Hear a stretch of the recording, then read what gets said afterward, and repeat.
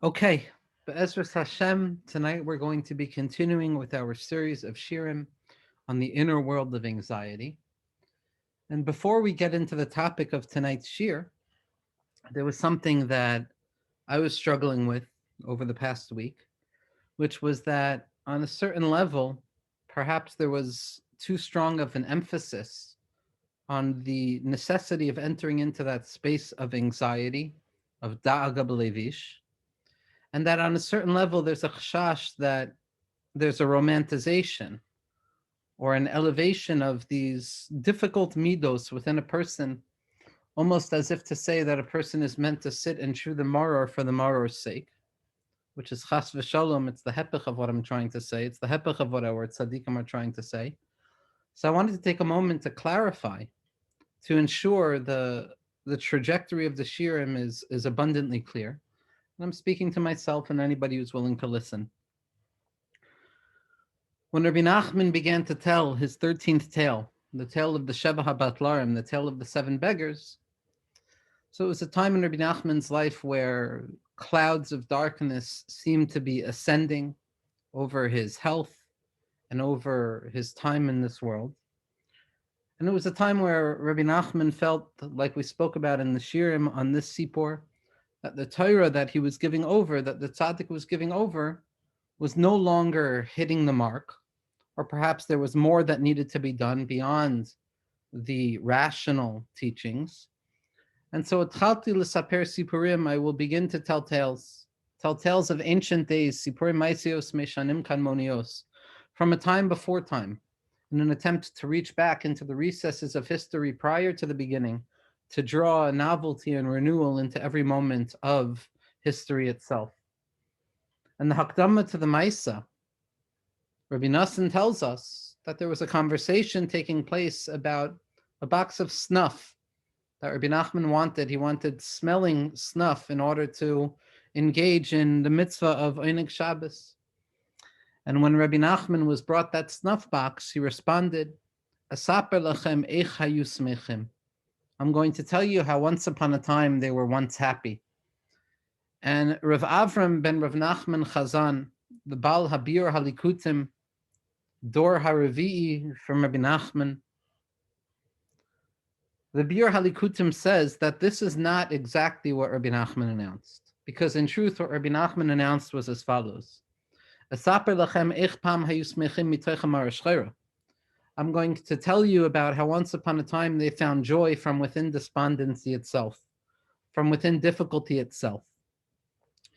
The ultimate purpose of addressing and trying to pay attention to the difficult emotions that exist within the heart of human beings, to the things that awaken us, to the murmuring discomfort that exists within the human condition, the purpose of paying attention to these things and studying them is not, God forbid, just to sit in them and to simmer in them and to spend time in the darkness and to worship exile, but rather the purpose is to take those difficult emotions, to allow these seats of intensity of the human condition itself to become a seat for joy.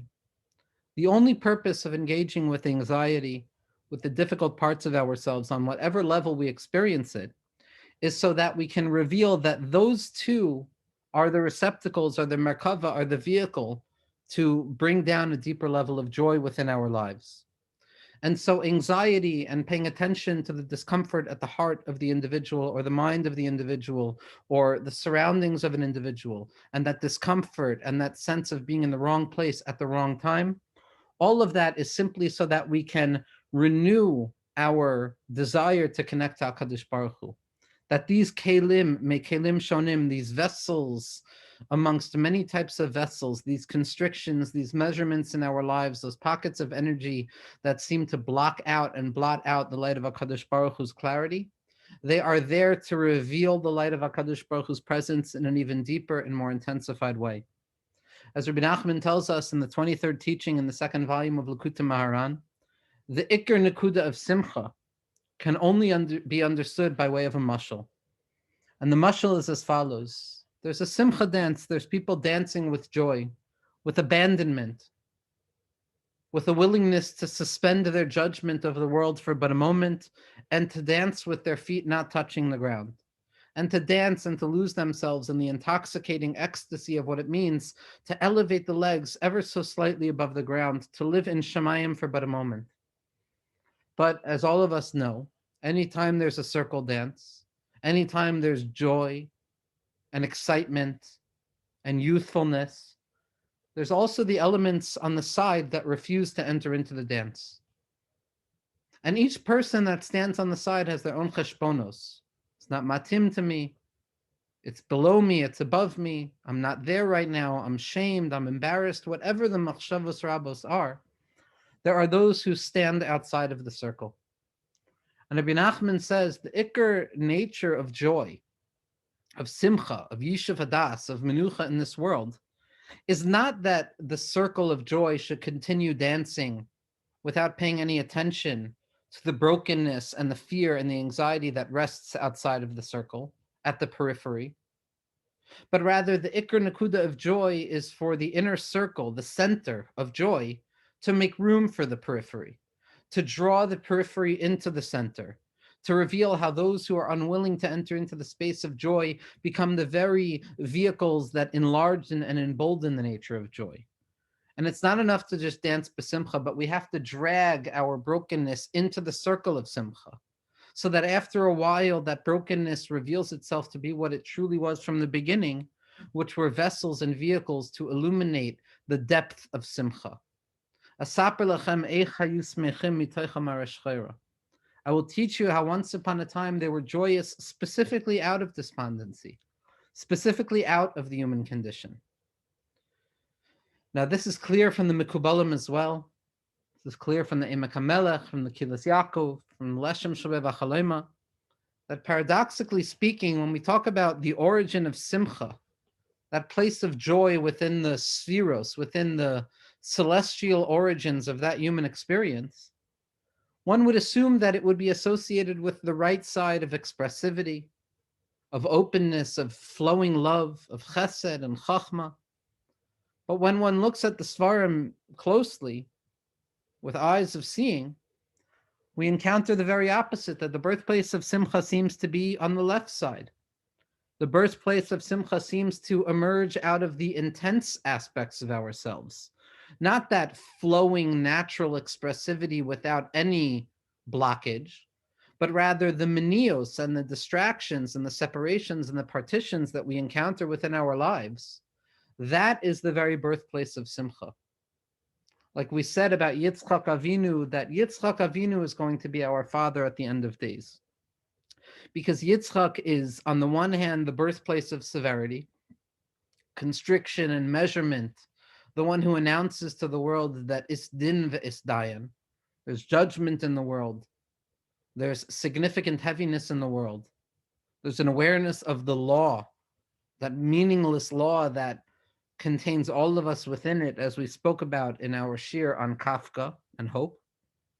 But nevertheless, it's specifically from within that place of constriction, within the Meitzarim themselves, within the Yagoin Va'anacha, within the size and the brokenness of what it means to be a human being. It's specifically there that V'tischak Liyom Acharon. So everything that we're discussing about anxiety is not, God forbid, to keep us stuck in anxiety, but to allow us to transform our natural states of anxiety to become receptacles for a deeper level of amuna and bitachon. And mistama, this is going to be a hakdama that we're going to have to give in every shir. What we're going to be talking about tonight is the origin of subjectivity, what it means to be a human being.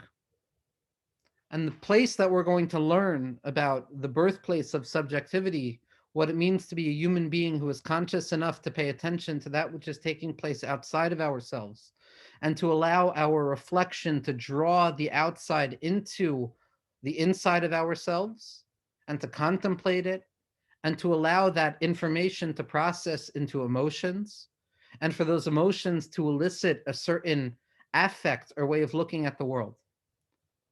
How did this come to be?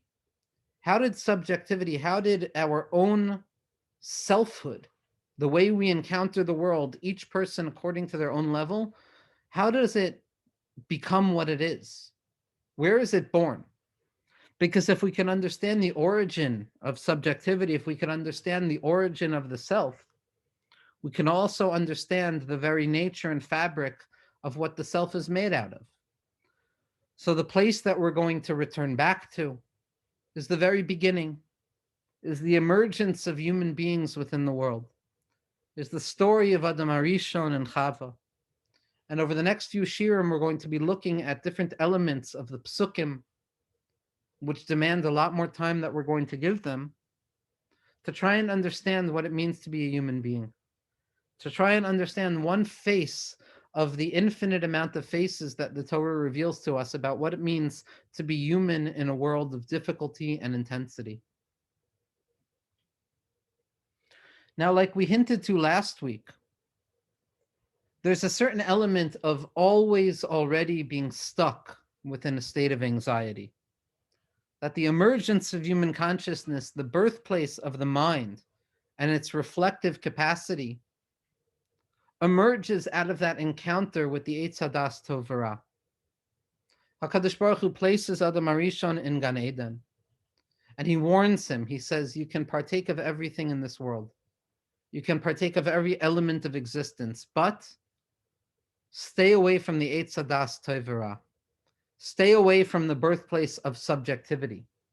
Stay away from that infinite and undying need to reflect on yourself, to judge yourself, to take an accounting of yourself at every moment. Now, it's very important, almost essential for us to stress that unlike other forms of interpretation that see the fall or the brokenness of being human as a result of the chait of the Eitz Hadas, as if everything was perfect prior to this original transgression, and only after partaking of the Eitz Hadas do human beings fall into what we know of as the human condition. The Torah HaKadosha does not subscribe, God forbid, to such a perspective. Because as we've spoken about so often throughout all of our shirim, in particular the shirim on the Leshem Shabbai B'Chaloima, is that it is axiomatic that the human being is always already imperfect, that we are always already lacking something. Now, that lack does not emerge out of a deficiency or a failure of our efforts, but rather that chisaron, that lack, is the very constitutive element of what it means to be a human being. Because the most fundamental law that is built into the laws of spirituality is that kedushasi lemala mikedushasechem, that my holiness and my infinitude, says HaKadosh Baruch Hu, is always beyond your capacity to grasp. And no matter how high or elevated a person climbs along the rungs of the ladder of spirituality, when we arrive at what we feel is the apex at the top, at the zenith of our experience, it is immediately revealed to us that we are simply at the beginning of the next level. Because to claim that a human being can become something on par with God is to claim that the human being is on the same level as God, God forbid. The essential nature of our understanding is that we are always already lagging behind. And the desire and the yearning that is born out of that very natural and essential gap that persists no matter how high we climb is the very birthplace of Bechira and what it means to be a human being. So even before the Chet of Adam Arishon, Adam was not perfect. Perfection is a myth. Perfection is not a real idea within Yiddishkeit. Even shleimus itself is not shalem. It's simply full in relative position to that which is below it. But in relative position to that which is above it, it's considered lacking. And the raya that we have for this is that when Adam Arishon was placed in Gan Eden, even before the achila from the Eitz Hadas, he was enjoined la'avda u'lashamra, to work and to guard. Now, the sense of guarding something, the sense of being aware of something, of needing to protect against something, already implies that human consciousness at its origin is aware of a certain invisible threat that one who is not aware of a threat has no need to guard anything. So the fact that even before the fall, there was a requirement to guard and to be on guard implies that the very natural state of Adam Arishon was to be aware that there was something outside of me that is somewhat threatening. There is something that I need to protect myself against. Again, the very symptom of what we're going to define as the experience of anxiety in our lives. Now, in order to understand where this emerges from, even prior to the Chet of the Eitz Hadas, we have to look at what the creation of the world was. Now, the Maharal, Prague, the grandfather of the Mekubalim, the grandchild of the Mekubalim, the chain that links both worlds. The Maharal tells us over and over again that ha'adam hu bal shinui, that to be human means to be susceptible to change, that as human beings we are the opposite of permanence. We are transient. We are susceptible to shifts and changes in our experiences, as well as our awareness. And the prerequisites for change are the two fundamental categories of makom and zman, place and time. That the space-time continuum, so to speak, as the very ground necessary for the birthplace of human subjectivity, always already throws us into limitation. Because space, as we're going to discuss in 2 weeks from now with regards to Kayin and his placelessness, already implies limitation and corners. To speak of space is to speak of the recognition that there is something outside of my view that I cannot necessarily see. The expanses, merchavim, that concept of placelessness, of pure expansivity that Rav Kook spoke about so often, is the rectification of the anxiety that emerges out of spatial awareness. If I am a human being, I take up space. And if I take up space, that means that there is something happening in a space that I cannot perceive. And as we're going to see, the very nature of anxiety is the recognition that there is something that I don't know. There is something that can take place, something beyond me that I am simply not aware of, and it becomes threatening to me. But the element that we're going to be discussing tonight, more than space, is the element of time. We spoke about this in the Shirim on addiction, but Zman is a symptom of the Shvira. Time is a human construct. Time is something that we encounter as having been thrown into. As the Vilna Gaon and the Mekubalim point out, time is a created entity. It is not representative of the essential makeup of existence, but rather it is a form or a garment that we place on existence to make it more understandable. But the psychology of time implies a sense of always being called. Zman, or time, is the same language as zimun, as an appointment, as needing to be somewhere. The sense of I'm late for a very important date, always running to something that we seem to be at the precipice of missing. The sense of urgency that emerges within the human being that eventually gives birth to the sense of anxiety. That sense of something needs to be done right now, but I don't know what needs to be done. And therefore that urgency persists. And I'm stuck with the sense that something needs to be done without knowing what needs to be done. Now, this world of Zman, as it emerges into existence, carries with it the sense of change and lack. As we see in the Psukim describing the creation of the world, it's the fourth day when HaKadosh Baruch Hu places the luminaries within the sky, the sun and the moon, that place of that originary cataclysmic battle between fullness and lack, between self-sufficiency and deficiency, between the sun and the moon. It's that place, the Ma'oros, that we're told by Rashi that Ma'oros is written chaser. The word itself is deficient. It's missing its vav.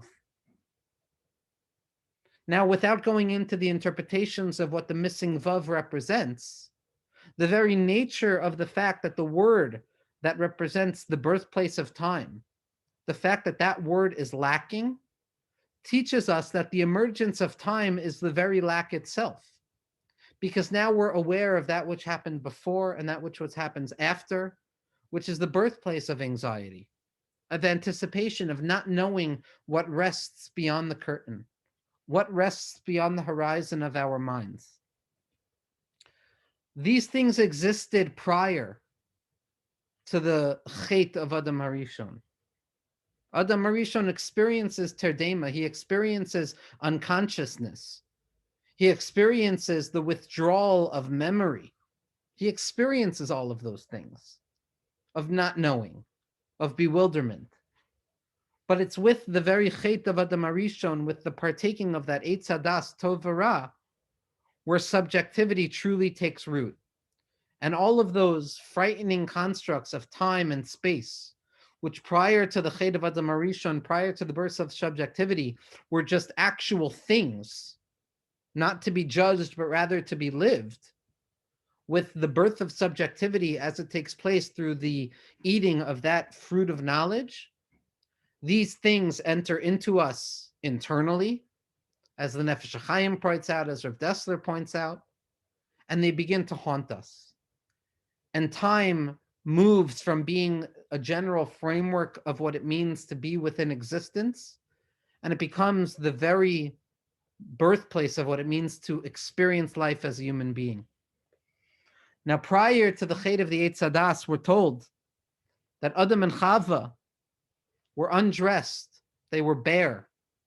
Bareness represents vulnerability, an openness and an awareness of that which is around us without being afraid of it, without the drive to protect ourselves, without that sense that perhaps there's something I need to be doing right now to protect myself a little bit more. And even if I've already taken the steps to protect myself, perhaps I have to do more and more. That's the world of levushim. That's the world of armor and the garments that we cover ourselves with, the masks and the facades that we utilize to express ourselves to the world in the very way that we want to be expressed, but not bearing ourselves unconditionally. Prior to the birth of subjectivity as it took root through the Eitz of Das Tov V'Ra, Adam and Chava were arum v'lo yitbosheshu. They were naked, they were unclothed, they were vulnerable, they were exposed in their selfhood, but they weren't embarrassed. There was no shame. There was no fear of being seen. There was no fear of being found out. There was no drive to protect the self. There was no undying sense that I need to fix something right now. V'lo yisbosheshu, and they weren't embarrassed. They weren't afraid. The Netziv on this pasuk says something remarkable. The word yisbosheshu implies shame. But there's another pasuk that describes the nature of boishesh, of busha. And that has to do with Moshe Rabbeinu. The Moshe boshesh lavo, and Moshe tarried in his arrival. And the Netziv says that boishesh over here means awareness of time. Awareness of the fact that things are transient, awareness of the fact that there is not enough time for me to accomplish everything that needs to be accomplished, that there is not enough hours in the day for me to fix everything that needs to be fixed, that there is something overwhelming, that there is more than what I am capable of completing. That sense of boshesh, that sense of being late, that sense of procrastination, of time awareness, didn't exist prior to the achila of the Eitz Hadas. But with the achila of the Eitz Hadas, enters in awareness of boishesh Moshe lavo, a tarrying, an afterwardness, a sense that I am late for a very important date. There is something that has not been completed. There is something that stands too open and too unfinished, and it fills me with a sense of trepidation and anticipation over the fact that I might not be able to accomplish it. Now, the very nature of anxiety is nameless. What it is that stands opened and unfinished, I have no idea. It can be anything. Every statement that a person hears becomes a possible suspect. But the birthplace of anxiety is this awareness of time, which always already throws us into a sense of, I'm late for something. And this fear of being late, this fear of missing out, this fear of not having enough time or enough strength to accomplish, on a certain level, it goes hand in hand with the birthplace of subjectivity. The Seid Yesharim of Ishbitz, Rav Gershon Henach of Ishbitz, tells us something remarkable. He says as follows: Shebetchila hu halayla. In the beginning of our awareness, it's nighttime. Shehuzman cheshkus v'hiskabrus hadinim, which is a time of darkness and the intensification of intensity, of things that are threatening, of things that are unaccomplished. Like the pasuk in Shir Hashirim says, "Mipachad beleilos," I'm anxious at night. Shanoifel pachad al ha'adam chalila.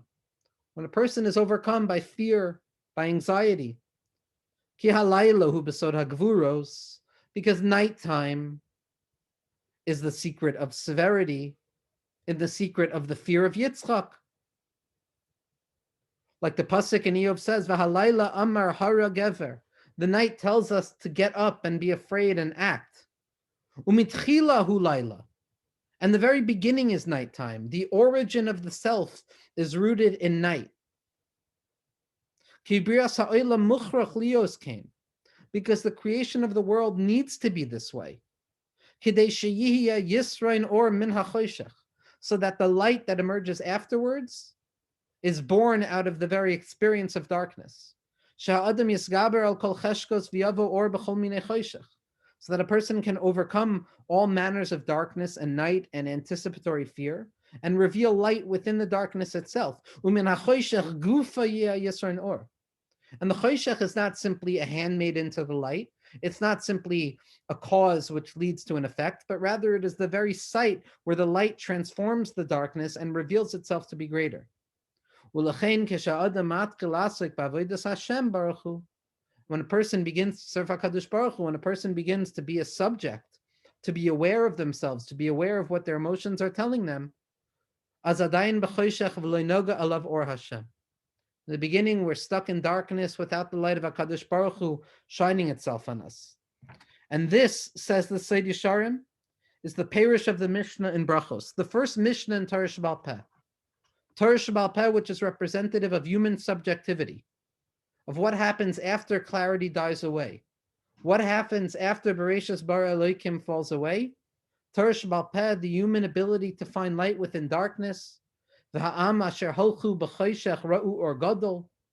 The nation that walked in darkness beheld a deep light. Chazal tell us, Zu Talmud Bavli. This is the Gemara. Bavli melashon bilbul. The ability to find light within bilbul itself, within confusion and anxiety. The Seid Yesharim says, the first Mishnah tells us, it's a question of time. From when do I read Kriyat Shema at night? The question of time is the first question of the Mishnah. And the Seid Yesharim says as follows, from when? Eimasai is also the language of Eima v'pachad, fear and anxiety, which means that Kemo es emasi eshalech lefanecha, my fear I shall place before you. So the first Mishnah in Torah Sheba'al Peh tells us, Hainu machmas hapachad v'haeskabrus hadinim sheyesh b'layla, as a direct result of the fear and the anxiety that is born out of the awareness of time, out of the awareness of what it means to be a human being. Tzrichim likros kriyat shema. That is the very nature that propels me to reach out to HaKadosh Baruch Hu and scream out, Shema Yisrael Hashem Elokeinu Hashem Echad. That without that darkness, without that fear, without the anxiety that is born with time, without that boishesh moshe lavo, without that awareness of being late, of tarrying, of being late for a very important date, of always being after what we needed to be, that is the very nature of what it means to be a human being. And not only is it the nature of what it means to be a human being, it's the very thing that propels us towards uncovering the depths of HaKadosh Baruch Hu in our lives. What I'm going to read right now are words from the Ramchal in Adir Bamarom, one of the most influential and holy svarim that I've had the schus to encounter in my life. And the Ramchal describes in his Perish on the Ijra Rabbah on page 416 how the birthhood of subjectivity is always already tied up with a sense of worry, with a sense of daiga. The Ramchal says, what does it mean, v'tipachena einei shnehem?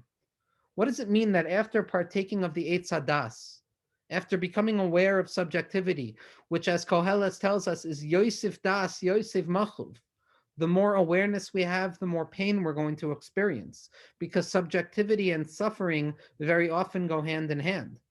That the asurim that we experience, each person according to their own level, the fear that we experience is not a symptom, but rather it is part of the very fabric of what it means to be a human being.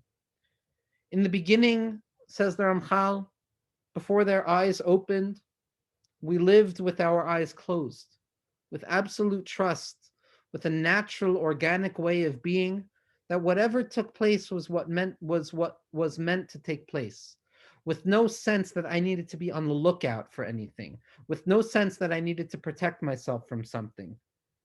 In that time, there was very little effort that was necessary, says the Ramchal. We were natural. We experienced life as life was meant to be lived. But when Adam and Chava decided to eat from the Eitz Hadas, they lost that Soid HaMenucha, they lost that secret of comfort, and they descended into the secret of effort.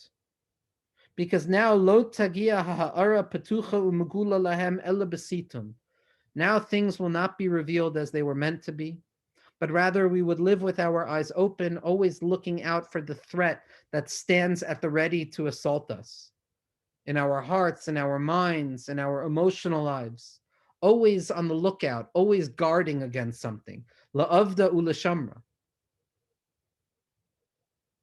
And the Ramchal continues and he says, Shesof davar, the end result of partaking of this fruit of subjectivity, Yihiyu machshavosehem tamid b'tnua, is that our minds will always be perpetually in movement, ruminating, thoughts that circle around themselves, trying to protect ourselves from what we don't have any control over, trying to be the owners over that which is not ours, trying to be in charge over that which is not within our hands. Everything is in perpetual movement. Our thoughts are running and returning every second. Lachshov ulidog al hadvarim, to think about and to worry about things. So here the Ramchal says explicitly that lachshov, the very symptom of what it means to be thinking, is to worry.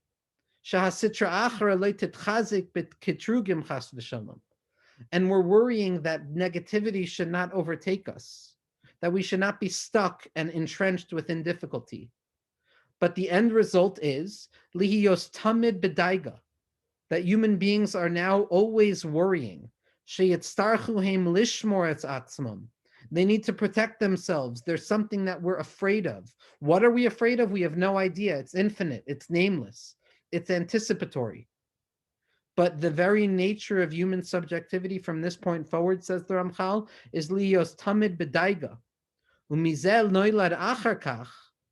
And this is the very birthplace of Inyane ha'olam atzmo, of what it means to be in this world.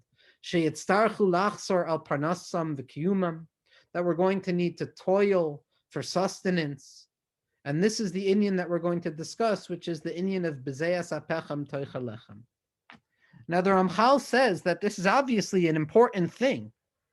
And this is necessary because subjectivity is the birthplace of Bechira, a free choice, as we're going to see. But nevertheless, the pathway towards free choice is a painful one. It's the pathway of daga, of worry.